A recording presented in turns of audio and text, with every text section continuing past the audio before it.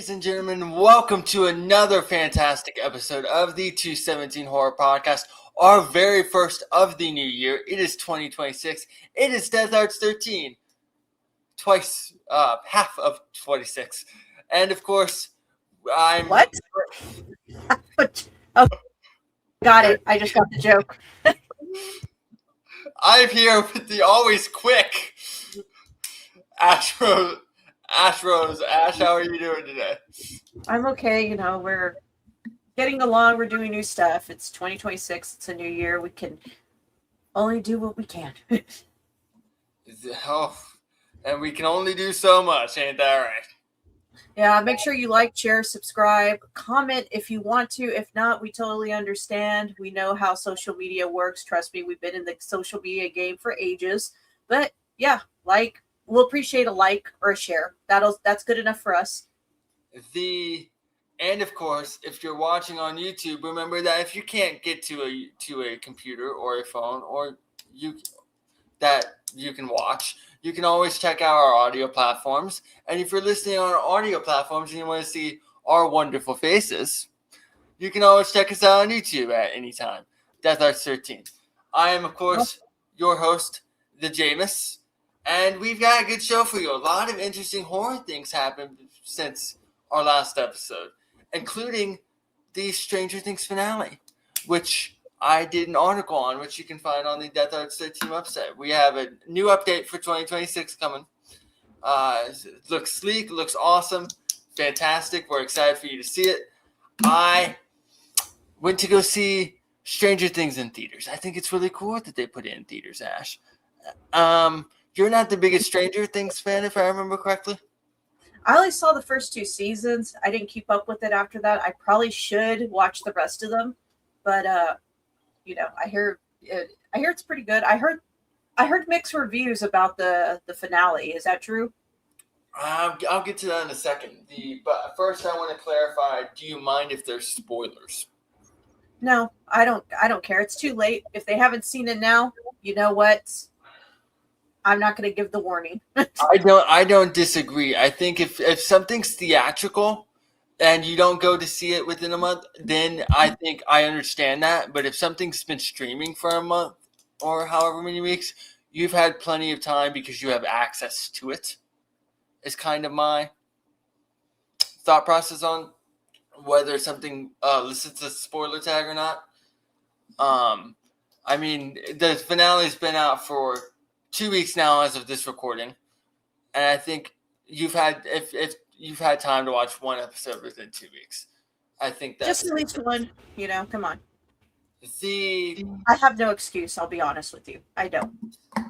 So I'm gonna preface this with, I loved the experience. I loved being in the theater for this. It really made it feel like an event, which TV nowadays doesn't. It feels like with the lack of a monoculture, nobody's watching the same things anymore because we've given it all up to algorithms. Everything's designed and catered to our specific taste.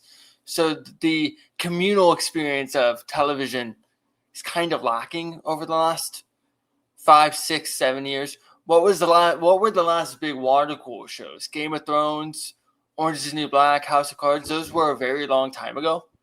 You know what I mean? Yeah. I mean, unless you count House of Dragons, but even then, that was quite some time ago. That's still going on for HBO, isn't it? Yeah. There should be I believe they're working on the next season. It's just taking a little bit. I believe it's probably due to. I don't know for sure, but I'm going to assume it's probably due to budgets, like special effects budgets. I don't. That stars Millie Alcock, right? Yeah, that's Millie Alcock's the main girl on that. I think the bigger issue, and this is something most people don't realize with modern TV, is Millie Alcock becomes a breakout star of a HBO show, but they don't extend it until after the season airs. By the time the season's done airing, she's signed on to do the Netflix miniseries she signed on to do with Julianne Moore. She was shooting Supergirl, Woman of Tomorrow. Oh, that's right. It's not so much budget as it is if you don't extend something until you know something's a hit. by the time you extend it, they've already signed on to shoot other things. So you're behind on the 8 ball with the scheduling of everybody. That's the biggest culprit of this is Euphoria, but that's not a horror show. We're not here to talk about that. It's just apparently an HBO problem. So I very much love the communal experience, and there's a moment in the show where early in the show where they're fighting Vecna in the they're going to the Upside Down, and Joe Keery's character Steve is about to fall to his death, and the screen cuts to black, and my entire theater loses their mind. Screen comes back, and he's being saved by Jonathan, who he kind of has a love-hate relationship with because of the whole Nancy thing. I don't want to go into the whole minutia of the show or the storylines. Because that could take a while, and I don't think anybody wants a recap. But hearing the thunderous applause when that moment happens that they had kind of been building to was just heartwarming in a weird way. I very much enjoyed the communal experience of it.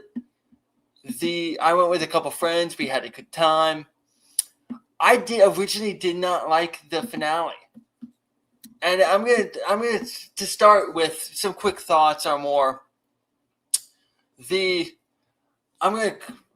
have two issues that are like my main two issues with the show.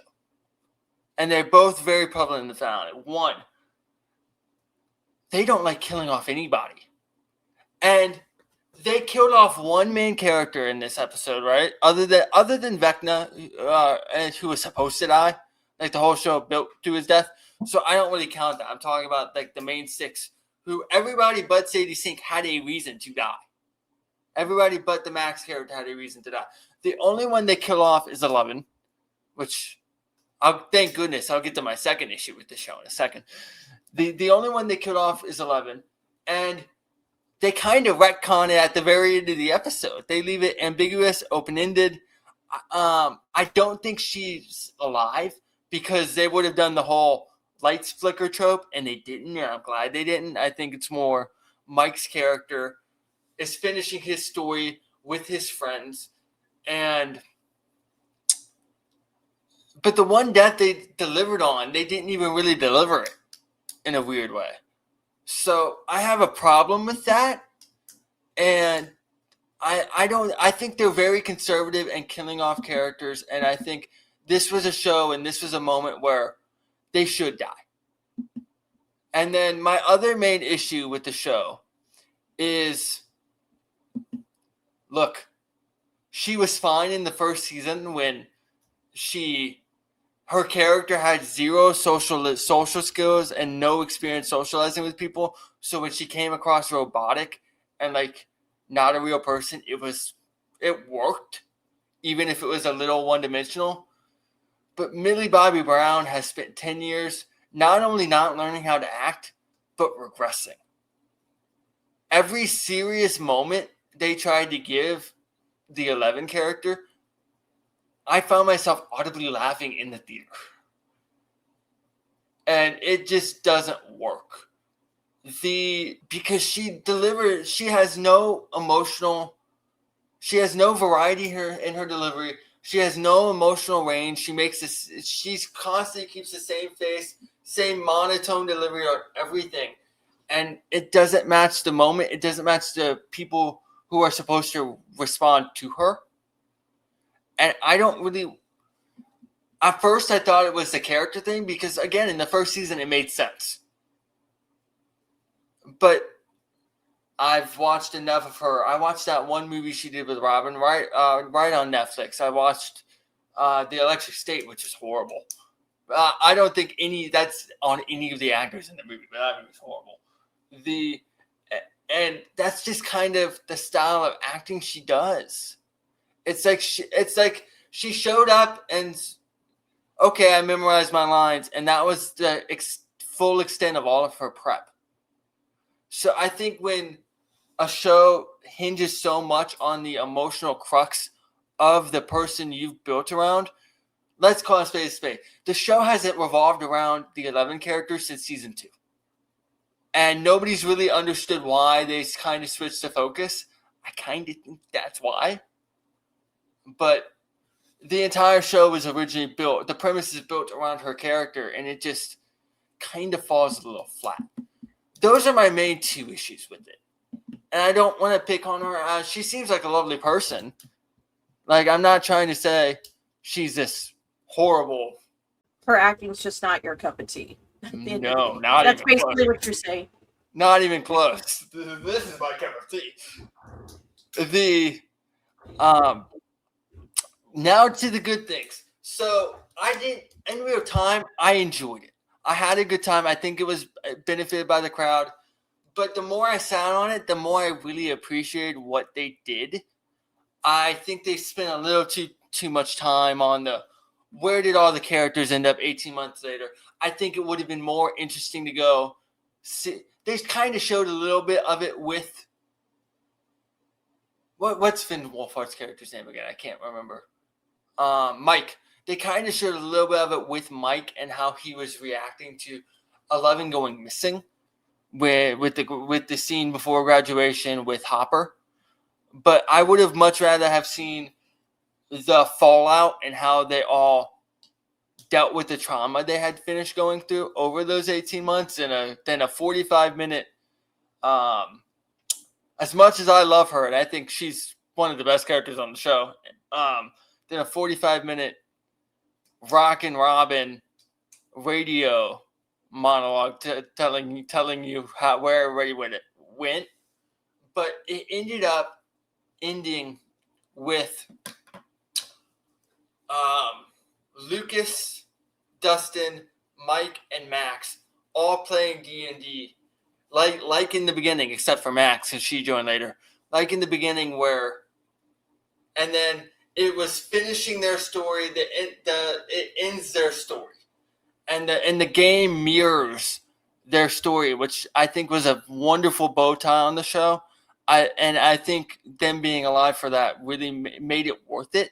And there was one other scene that made it worth it, because Winona Ryder is the one who ends up killing Vecna, even though she's the one with the least powers, the one that has the least amount of ability, because Nancy has no powers, but Nancy is the Rambo of the group.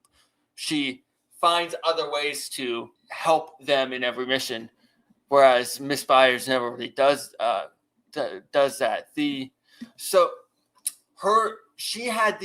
She ate more shit in that show than anybody else. It killed her partner. She thought it killed her second partner. It was more of a hostage situation. It took away her son from her and made her think she was going insane. Like, her character in every season has something that she ultimately has no control over, where everybody else kind of has control over what happens to them. And I kind of like that she was the one who got the catharsis of the 5 years, really 10, but 5 years in show world. The 5 years of crap she had to eat because of this monster. I thought the effects looked really cool. I thought there was a moment where Dustin kind of does what Joseph Quinn's character wanted him to do. I wanted to do at graduation for him, and they have them. I think everything needs a maiden needle drop. I think that makes everything just more badass. So I very much enjoyed it. The reason I didn't like it at first was because it didn't fit what I wanted it to do. And I think that's the bigger issue with television finales is, and I kind of went over this in my piece, you're never going to please everybody. So unless you have something so far outside of the box, like Sopranos, the ambiguous ending where it's the end of his perspective when the screen goes black and you realize he's been shot, and that's the end of the story. Because it was told through his perspective, that's the end of the line because his perspective ended. That's such a creative ending. So unless you have such a creative ending that nobody can hate on it, you're going to get your friends' endings that are kind of middling because it's kind of just done for the fans instead of the story, or you're going to get a Seinfeld ending where everybody hates it. And those endings are hard to do. Breaking Bad had a beloved ending, but Game of Thrones didn't. That ultimately you had to stick the landing somehow, and you're not going to please everybody, so you have to find a way to please as many people as possible without ruining the show, making people not want to revisit the show. Because people have said they don't want to revisit Game of Thrones. They don't want to revisit How I Met Your Mother, even though in real time those were pretty beloved shows. And I think they did that. I think they played it a little too safe at times, but I ultimately think they did that. And I think for what it was a pretty good finale. The two major moments that were supposed to put a smile on my face, put a smile on my face. So at the end of the day, it's not what I would have done, but I enjoyed it. Does that make sense? I mean, it's your perspective, so yeah. I guess. I mean, I understand what you're saying. Not everything's about you, Jameus. Not every finale can be about you and what you want. Well, it should be. I'm just kidding. I would love to hear maybe I should put a post up on Slasher and see what people think.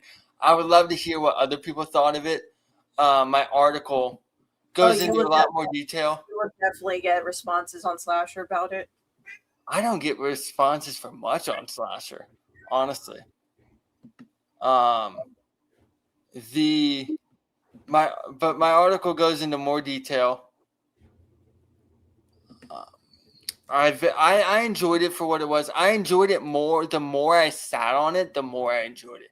And I think that's kind of the mark of an okay finale. Like, it didn't blow my breath away, but it made sense within the context of the story. It didn't do anything that ruined the show. And at the end of the day, that's all you can do. The headline of my article is Stranger Things didn't turn the show upside down, which of course is a play on the upside down, the world they're trying to vanquish so it doesn't take over the earth.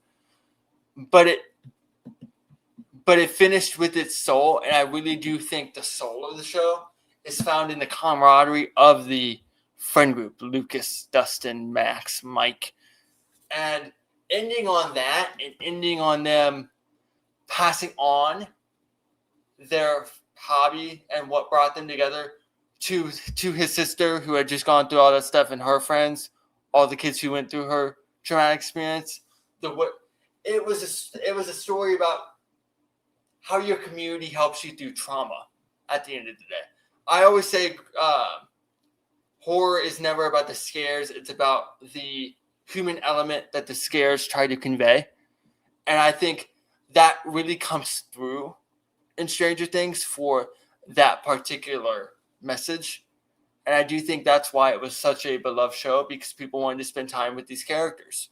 It reminded them of what it was like to be a kid.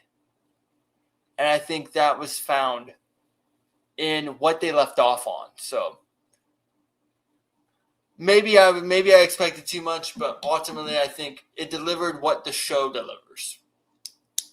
And now my thoughts on the previous episode, notwithstanding, because I did not like that episode.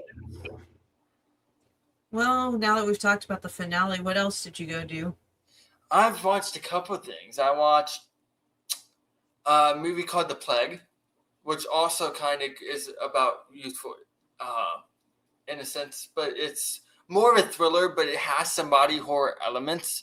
I wouldn't call it a horror, but it definitely takes a lot from horrors. It's in theaters now.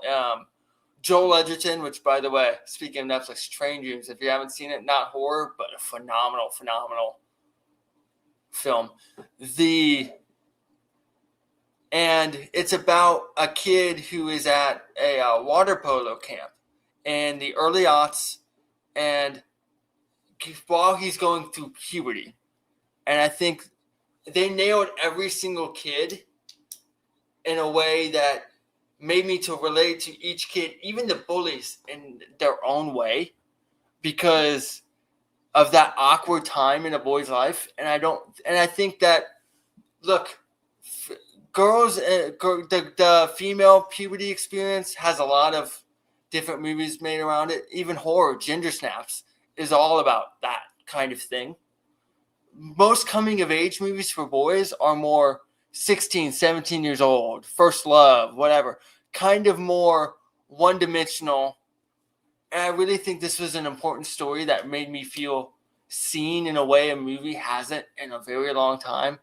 So I wanted to kind of float that out there to our audiences.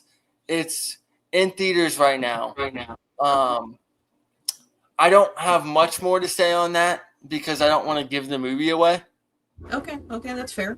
But it was far less shallow than most coming of age movies for the male experience, in my opinion.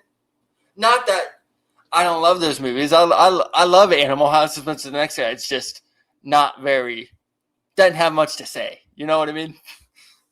The thing I went to go see was a movie called Primate, which you had texted me about. Well, I saw the trailer for it. I'm like, what the fuck? I was like, that's what, it just so happened. Okay, so people know that, like, me, just to make it clear, Jameus and I, we were going to record the other night, but we decided to move recording days from that day to today, of course. And the first thing I said, okay, we're in agreements of changing recording days.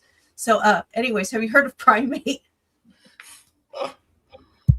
So what do you think? What did you think when you saw the trailer?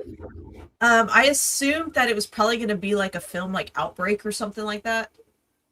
Okay. That was Dustin Hoffman, right?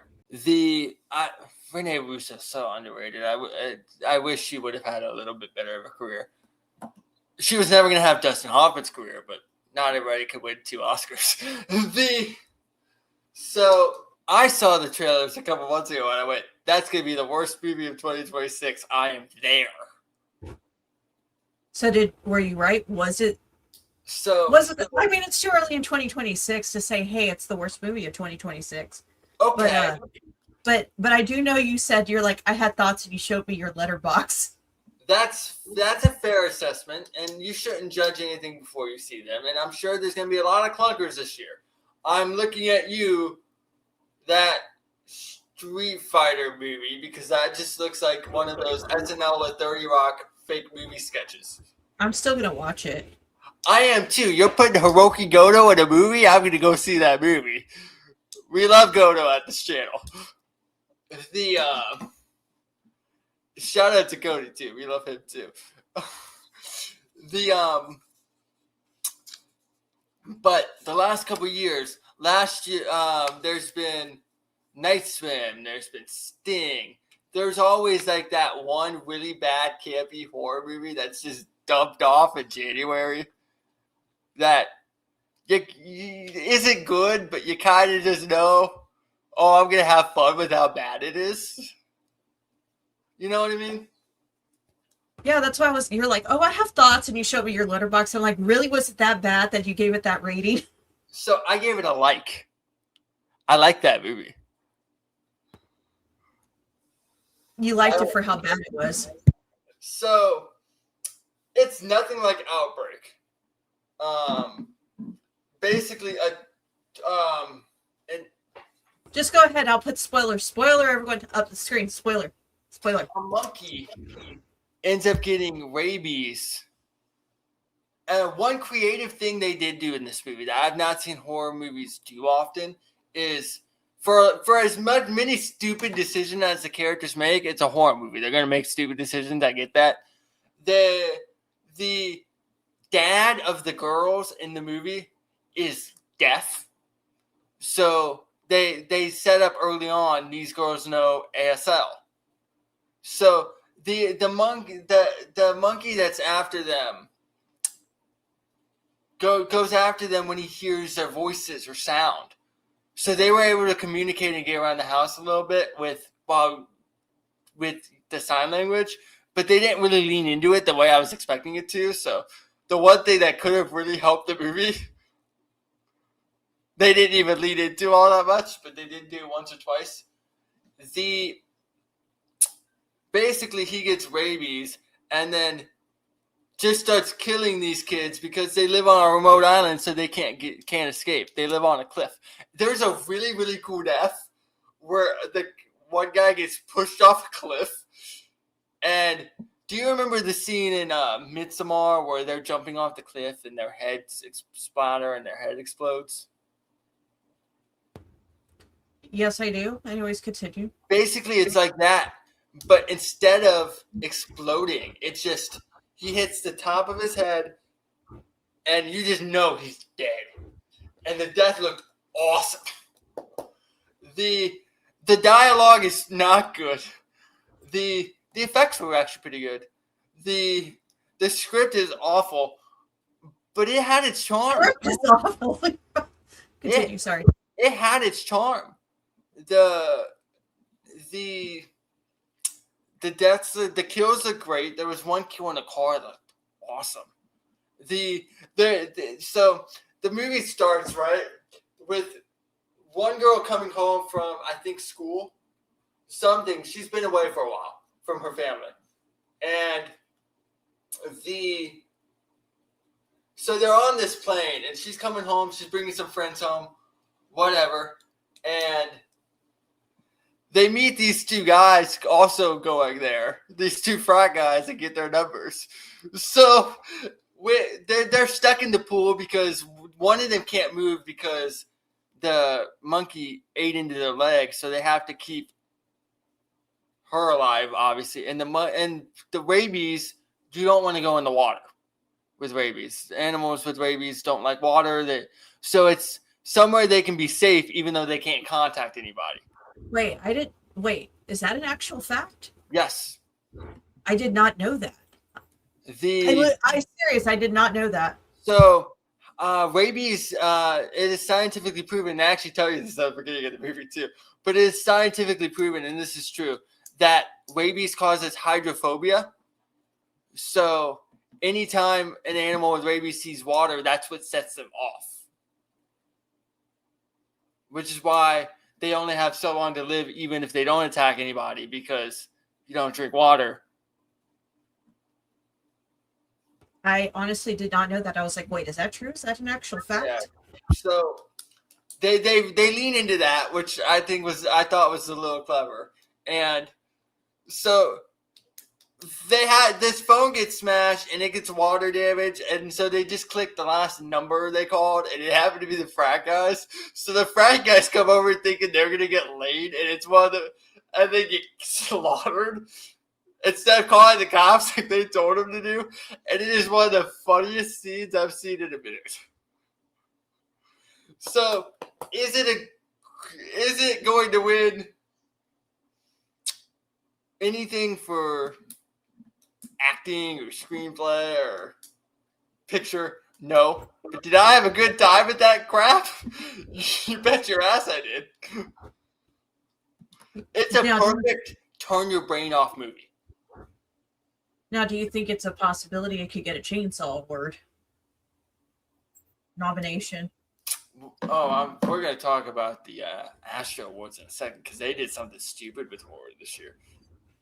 Speaking of animals. But wait, what award? I'm sorry. We're going to talk about the Astro Awards in a second, because they did something stupid with animals and horror this year. Oh, okay. But what are the Chainsaw Awards? I'm not familiar. It's the Fangoria Awards.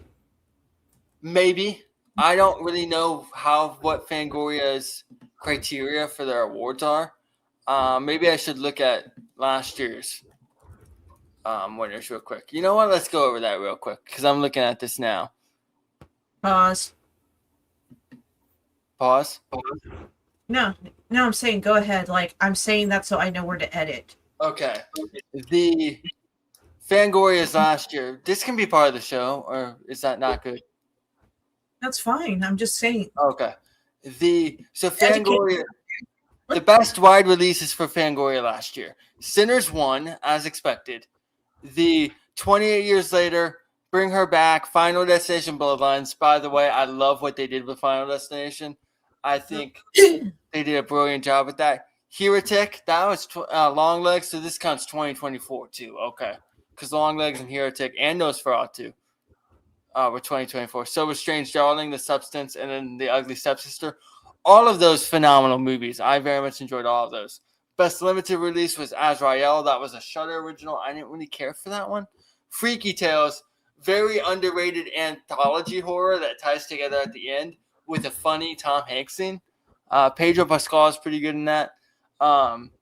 Little Bites, Get Away, Frankie Freako. I've only seen 3 of those. Freaky Tales was kind of a fun little horror. Let's look at some of the other.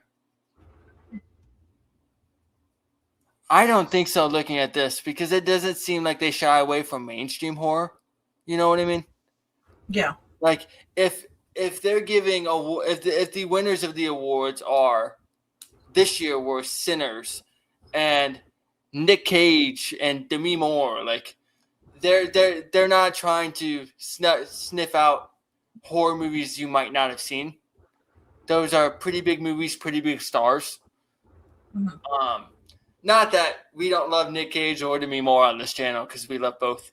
And of course, I definitely have no problem with Sinners. But maybe not. Like, I don't see a B movie really on this list anywhere. You know what I mean? Yeah. And it's definitely a B movie. It's the kind of movie you invite your friends over and have drinks and just have a good time with. Something you would go into a Hollywood Video, pick out on the shelf, and then watch at 2 a.m. with your friends on a Friday night back in the mid-'80s. Hollywood Video was still open in early 2000s, dude. Okay, early 2000s too. Whatever. I specifically remember going through a really bad breakup, and that's all I did was rent movies from Hollywood Video. What were your horror choices for 2000s Hollywood Video? Oh God, I saw I saw Flight of the Living Dead. Okay. Days of the Dead was one of them that I distinctly remember picking out by cover. That's why. Okay. I think I might have seen, like, what else? House of Wax? No, I owned House of Wax. Oh, hell DVD. Yeah. I respect that. Yeah, no, I owned the remake, like, with Paris Hilton. Yeah, I love that movie. I think that movie is a fun I either bought movies or I rented them during that time. What were some early 2000s horrors? There was Saw, there was The Ring, there was the others. There was Triangle. I was trying to think of as far as like low budget films that I picked up. Okay. But that's what I specifically remember grabbing. There was Splinter. I remember Splinter. I do remember renting that. Yeah. Oh, I landed on one. Yeah, because I remember specifically how it was, like, our Hollywood Video, how it was laid out. Right. Like new releases were on the wall, and you walked all the way to the right, and you would keep walking, and that was all the new release wall, and then you would turn left, and that was the horror and thriller section. You know what mid 2000s low budget horror B movies I don't think are great movies, but I really had a fun time with? I saw Feast too. As well. I saw those films there. I think I had seen all the Killjoy movies at that point too. Oh, okay, yeah, I respect that. That's low budget. You know what I really enjoyed for that time period? The Ginger Dead Band. I do remember the Ginger Dead Band. I didn't watch it, but I do remember it. With the most ambitious crossover of all time. Ginger Dead Band versus Evil Bong. Oh shit! I never saw Evil Bong. Oh, fuck! What is that movie that David Arquette film? Where a guy dressed up? No. Let me finish. I'm getting to a point, and this is a specific film, dude. Okay. The killer is Ronald Reagan, and he would leave jelly beans.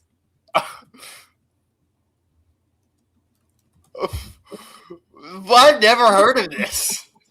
No, it's a real movie. Yes. Thank you. I rented the Tripper. What? Yes, dude. It's honestly not that bad, and you would probably have a good time. Hold on. I'm looking at this cast. You mean to tell me Jay is in this movie? From Jay and Silent Bob? Yeah, Jason Mewes. Yeah. Yeah. Thomas Jane is in this movie? That's a pretty big name. I liked him in Boogie Nights. Paul Rubens is in this? They had Pee Wee Herman in this movie? I was like, no, dude. I was like, listen to what I have to say. This is a specific film that you can't get it confused. Oh, I see that this came out 2 years after Friends ended, okay? And you mean to tell me the star of the biggest show of the last 30 years up to that point, if not ever, was in this movie? Courtney Cox was in this movie? Yeah. I see it was directed by David Arquette, so of course she'd be in her then husband's movie. I get it. But that's a pretty big star to be in a supporting cast in whatever this movie is. Yeah, I was like, no, dude. That's why I was like, let me finish. This is specific, and trust me, you'll find it. I've never heard of this movie. It's not that bad of a film, honestly. It's very enjoyable. I will be watching this and giving a review before our next show. Yeah, I was like, the killer is Ronald Reagan, and he leaves jelly beans. I was like, dude, I can't do it. Hold on. Look at this poster. Yeah, I was like, dude, trust me. I was like, there is a specific point. I'm telling you. Like, that's Courtney Cox right after playing Monica Geller is a pretty big deal. Thomas Jane is a pretty big deal. I mean, look at his catalog. Those are not unknown movies. Like, this is a pretty loaded cast of character actors, admittedly, but they got Jay from Jay and Silent Bob.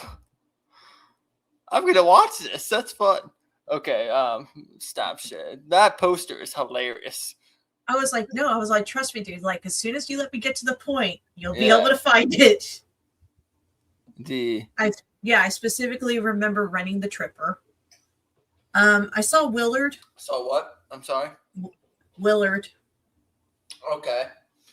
Yeah, those are some fun movies. But that's because I kind of had a weird thing for Crispin Glover?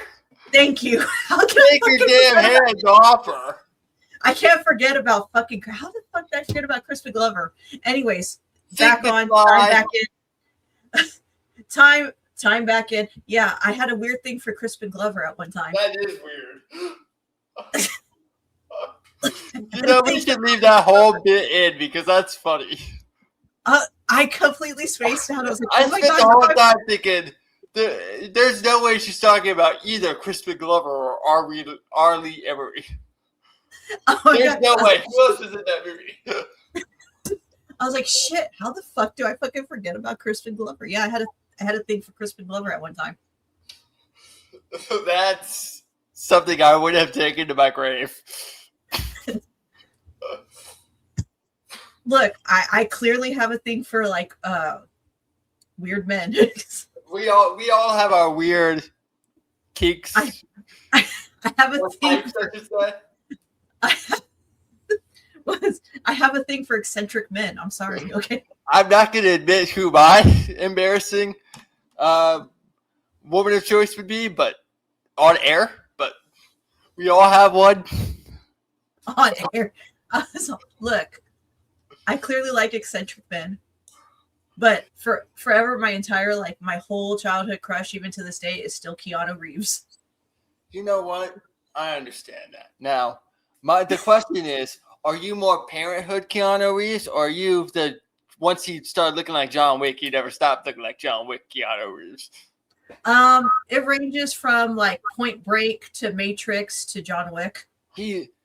Look, I know Patrick Swayze gets the love for that movie, as he should. But he's so good in Point Break. Yeah, it is. That movie is phenomenal. That's a movie that should have never been remade, and they tried. Right. I'm not even a big Keanu fan, but I've seen my fucking bio ages ago used to be like one of my known facts is that I've seen almost every Keanu Reeves movie. So what are your thoughts on Parenthood? I like Parenthood, honestly. Not the worst Keanu Reeves movie. I'll tell you what the worst Keanu Reeves movie is. We're probably going to disagree, but go ahead. Prince of Pennsylvania. I've never seen it, so I'll take your word for it. My worst Keanu Reeves movie. And even what is it? Even Cowgirls Get the Blues or some shit like that? I have 2 that stand out for me. And bear in mind, I've only seen like 30 of his movies, so it's not nearly as expansive as you. The 2 that stand out to me that I don't like are Johnny Mnemonic. I like Johnny Mnemonic. And Knock Knock, the movie he did with Ana de Armas. That wasn't. I saw Knock Knock in theater. I did not like that movie at all. I actually like Johnny Mnemonic.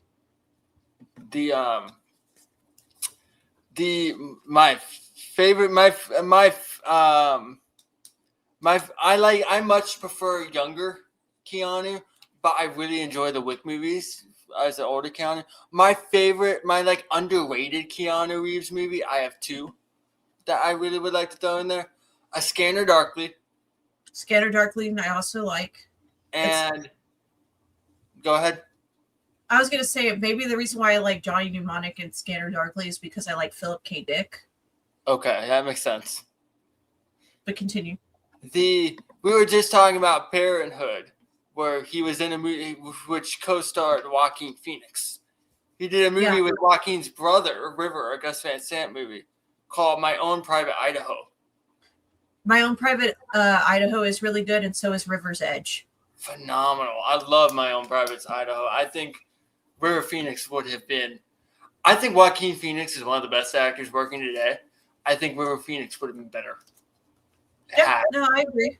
It happened the way it did. Did you ever see River's Edge? I don't think so. River's Edge is also a really good one.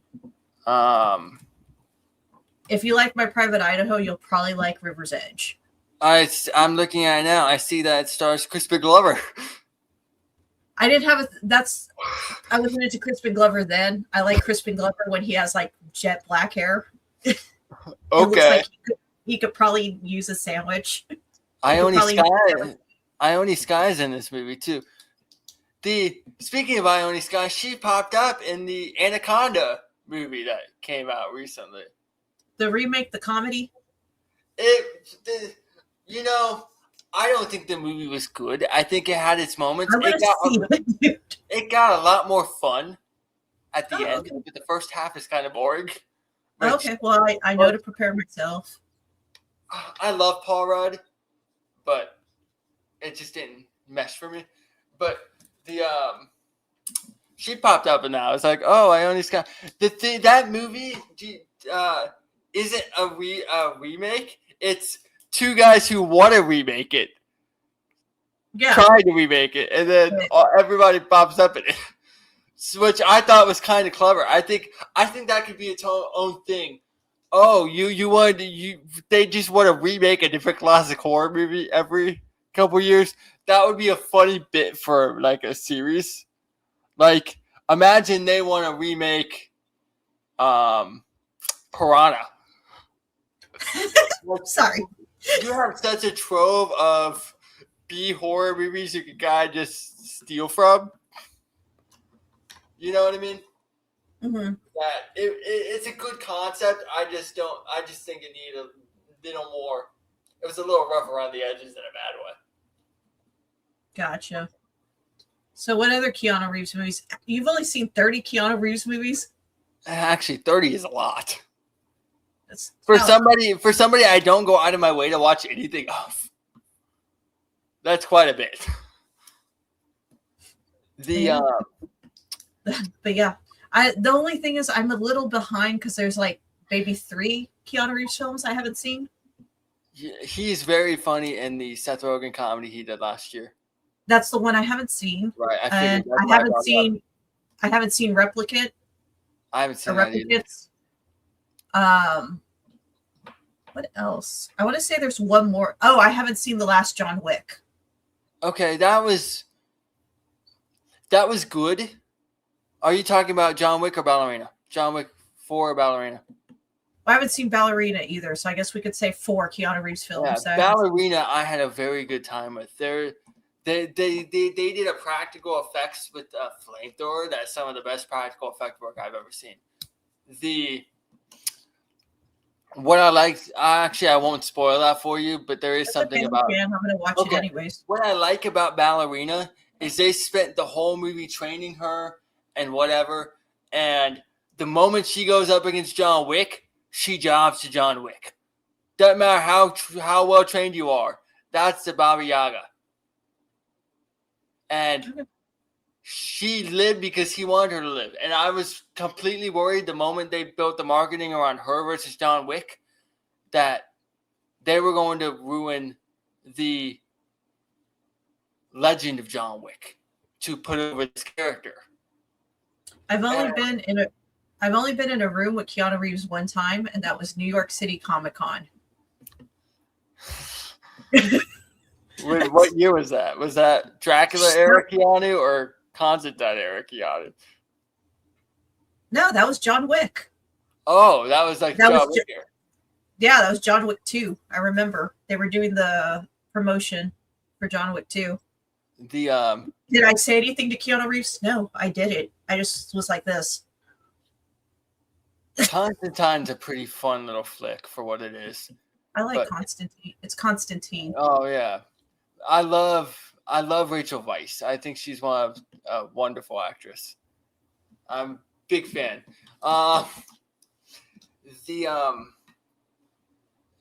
had something else I wanted to talk about. Yeah. Okay, here we go. I'll start this off with Don't make it too long. I won't make it too long. The Astro Awards. So did you ever see Bring Her Back with Sally Hawkins? No, I've been meaning to get around to it.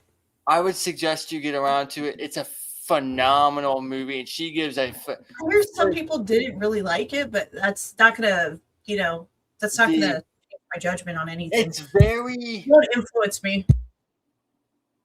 It's not for everybody because it doesn't hold back.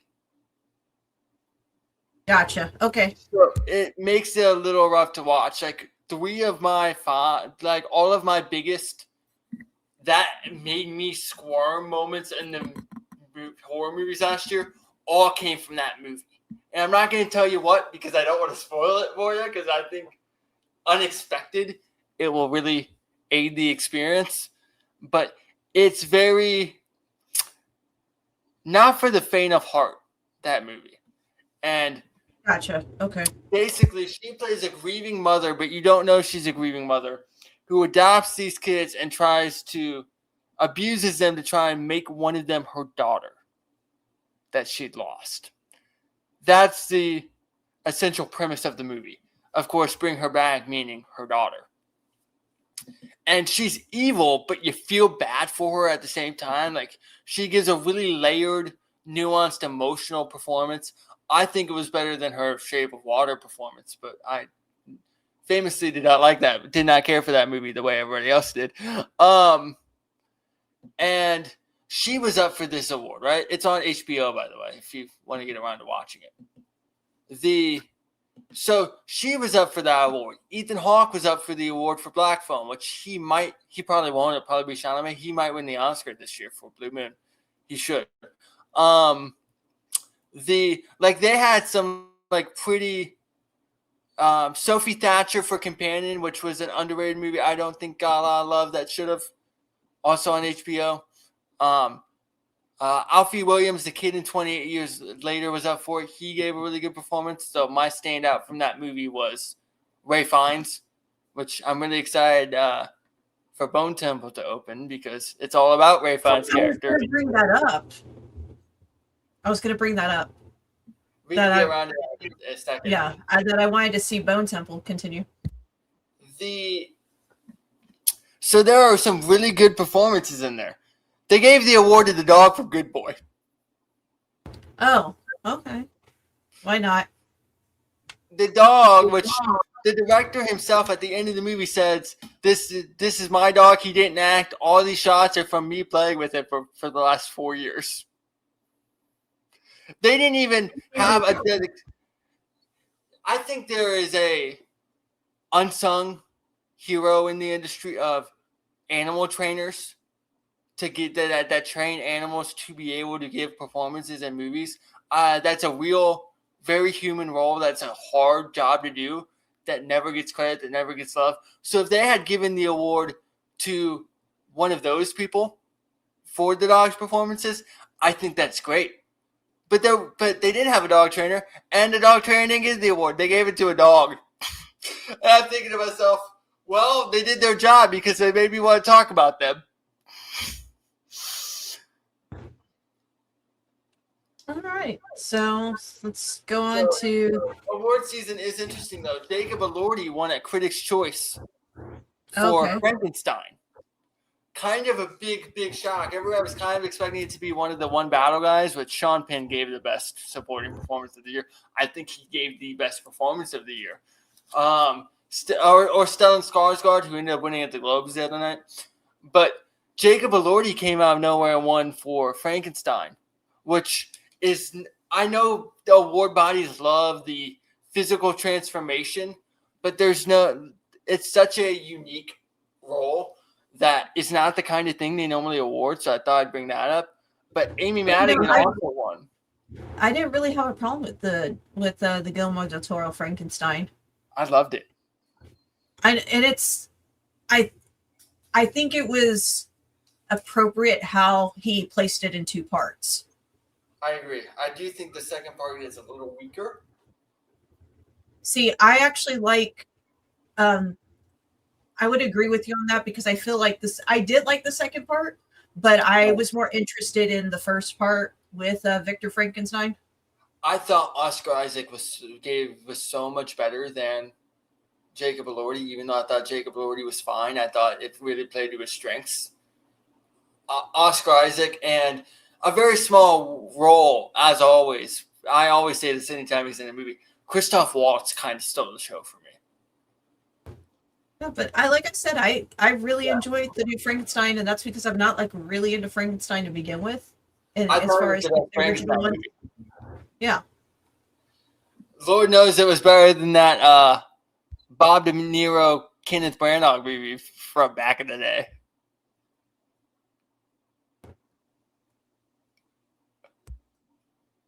I have no idea what movie you're talking about. There was a Frankenstein movie where Frankenstein's monster is played by Robert De Niro. Shut up. That can't be real. It's directed by Kenneth Branagh. No way. It's 100% real. Let's see if I can find it. Because if I can find it, I'll pull my screen up again. You know what? Let me just go to my Robert De Niro's page. Taxi Driver, and then De Niro.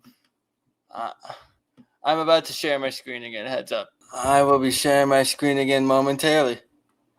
Whenever, Jameus. Today, tomorrow. Here we go. Jesus. I don't even believe you that it's real. Oh, it's real. Because I watched it. It's open. Oh, Mary Shelley's Frankenstein. Okay. Yes. No. It got released theatrically on November 4th, 1994. Bob De Niro as the creature. Sharp feature man. I completely fucking forgot about this movie. What a weird movie that is. I don't know why it exists. I don't know why Robert De Niro is Frankenstein's monster. I completely forgot about that movie, dude. I completely forgot about it. I don't think that Kenneth Branagh is a good fit for Frankenstein either. I like him, but it's interesting. A year after Demi Moore. As soon as I saw the cover, I was like, I know what you're talking about. A year after Demi Moore almost won the Academy Award, it looks like Amy Madigan is going to take it for Weapons because supporting actress is kind of wide open. But one person kind of sneaking in at the last minute, overperforming at SAG, probably going to take BAFTA because they're British, is Wunmi Mosaku for Sinners, who I thought was the best supporting actress in any movie, horror or otherwise, this year. I think Winmi Mosaku is the heart of Sinners. Okay. So I am very excited about that. That looks like the best picture. It's gonna finish second, but it's gonna be a nice award season for horror, which feels really weird to say, considering historically they don't really like horror. I'm still kind of pissed about the Toni Collette snub for Hereditary. So I thought that was interesting. That would be an interesting thing to keep tabs on for the next couple months. Anyway, you brought up a movie coming out next week. Probably going to be out by the time this airs because it comes out Thursday and we're recording on Sunday. The new 28 Days Later. I don't think we've talked about the one from last year. What were your thoughts? I haven't seen the one from last year. I got to watch it before I watch this one. Okay, then I won't tell you what happens. Yeah, no, I'm going to watch it though. I enjoyed 28 years later, but it had an ending that was so jarring and such a different pace to what the actual movie was. Mm-hmm. That kind of made me go, what the hell did I just watch? Good point. But yeah, no, I'm going to watch it. We're going to talk about it next show. Yeah. And I want to see the Ray Fiennes is one of our best living actors. It's not a horror movie. It's not even close to a horror movie. But the scariest movie I've ever saw, the movie that scared me the most, was Schindler's List. It's because of Ray Fiennes' performance. Schindler's List is such a good film. He is haunting in that movie. I'm sorry, I can't talk about Ray Fiennes without talking about him in that movie. It's a really good film. Schindler's List is like one of the best films ever made. It literally is. He was by far my favorite part of the last movie. His character's so weird, and he gives such a gritty performance with it. So when I first saw the trailer for 28 Years Later, Bone Temple, and I saw it was all about Ray Fiennes' character, I was like, hell yeah, I'll be there opening night. So I'm very excited for it. Yeah, I know. I'm making plans to go see it too.